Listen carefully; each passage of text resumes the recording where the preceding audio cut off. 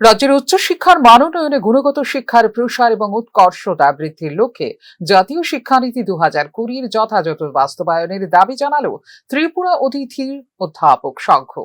শনিবার সাংবাদিক সম্মেলনে এই বিষয়ে বক্তব্য রাখতে গিয়ে ইউজিসি স্বীকৃত নেট, স্লেট ও পিএইচডি যোগ্যতা সম্পন্ন অতিথি অধ্যাপকদের স্থায়ীকরণের দাবিও জোরালোভাবে তুলে ধরেছে সংগঠন। আমরা যোগ্য প্রার্থীরা ডিপ্রাইভ হচ্ছি। কিভাবে ডিপ্রাইভ হচ্ছি?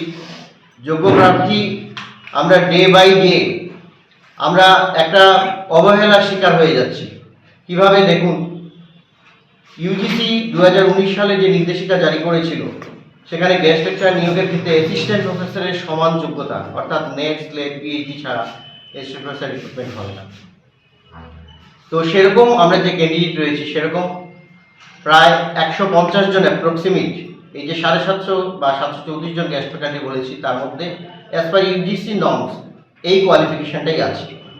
এই কোয়ালিফিকেশনটাই অ্যাসিস্ট্যান্ট প্রফেসরের যা সমান যোগ্যতা সেইটাই অ্যাজ পার ইউজিসি নর্মসে আছে।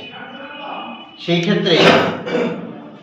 ক্ষেত্রে বাস্তবে আমরা দেখছি আমরা এই যে আমরা যোগ্য প্রার্থীরা আমরা বঞ্চিত হচ্ছি। ইউজিসির নির্দেশিকা এগুলো স্পষ্ট গাইডলাইন দেওয়া হচ্ছে এবং বিশেষ করে রিসেন্টলি কর্ণাটক হাইকোর্টের একটা জাজমেন্ট এসেছে, সেই জাজমেন্টটা আপনাদের সামনে আমরা দিয়ে দেবো। সেই জাজমেন্টে কি আছে সেটা ক্লিয়ার নির্দেশিকা রয়েছে। এই নির্দেশিকা অনুযায়ী যদি নিয়োগ প্রক্রিয়া হয় সেই ক্ষেত্রে বর্তমানে কি অবস্থা দাঁড়াবে সেটা আপনারা বিচার বিবেচনা করে দেখবেন।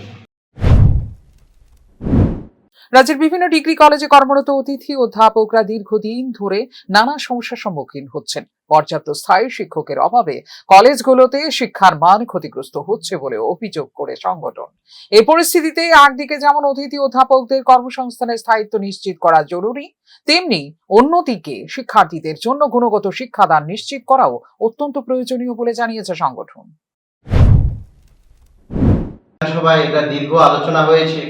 সেই আলোচনার পরিপ্রেক্ষিতে আমরা দেখতে পাই সেখানে বর্তমানে 507 জন যে স্থায়ী শিক্ষক বা অ্যাসিস্ট্যান্ট প্রফেসর রয়েছেন, সেখানে 449 জন আছেন বিভিন্ন জেনারেল ডিগ্রি কলেজ, তাছাড়া আনুষঙ্গিক টেকনিক্যাল এবং প্রফেশনালে আরও 58 জন আছেন। এই তথ্য রাজ্য উচ্চশিক্ষা ব্যবস্থায় যে আমরা ডিফারেন্স বা গ্যাপটা দেখতে পাচ্ছি সেটা আপনারা নিশ্চয়ই তার স্ট্যাটিস্টিক বের করলেই দেখতে পারবেন।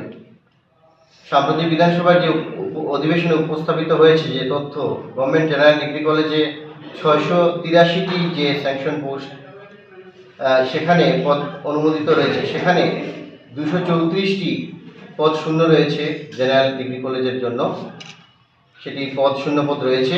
প্রফেশনাল কলেজের জন্য 26টি শূন্য পদ রয়েছে, টেকনিক্যাল কলেজের জন্য 46টি শূন্য পদ রয়েছে। বর্তমানে 306টি, যেখানে আমাদের শিক্ষামন্ত্রী ঘোষণা দিয়েছেন 306টি ভ্যাকেন্ট পোস্ট রয়েছে বর্তমানে। অন্যদিকে 732 জন গেস্ট ফ্যাকাল্টি নিয়ে কলেজটা এখন বিভিন্ন কলেজগুলো পরিচালিত হচ্ছে। আপনারা জানেন যে নতুন নতুন কলেজ আমাদের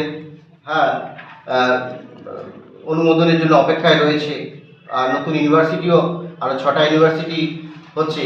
সেই অনুপাতে যেভাবে শিক্ষকের প্রয়োজন, সেই শিক্ষকের একটা বিশাল ঘাটতি রয়েছে। সেই ঘাটতিটা গেস্ট নির্ভর হয়ে রয়েছে কলেজগুলো। তার এই পুরো তথ্য যেটা আমরা দিলাম সেটা আপনারা মিলিয়ে দেখবেন তার সাথে কতটা গ্যাপ রয়েছে।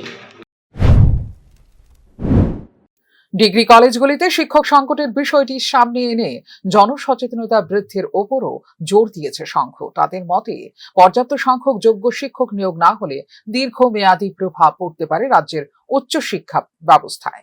উল্লেখ করা যেতে পারে, রাজ্যের ডিগ্রি কলেজগুলিতে শিক্ষক সংকট কাটাতে 2026 সালে প্রায় 200 জন শিক্ষক নিয়োগের প্রক্রিয়া শুরু করার জন্য ত্রিপুরা লোক সেবা আয়োগকে নির্দেশ দিয়েছে রাজ্য সরকার। তবে এই নিয়োগ প্রক্রিয়ার পাশাপাশি বর্তমানে কর্মরত যোগ্য অতিথি অধ্যাপকদের ভবিষ্যৎ সুরক্ষিত করার দাবি করছে অতিথি অধ্যাপকরা। ফিউরো রিপোর্ট, নিউজ নাও।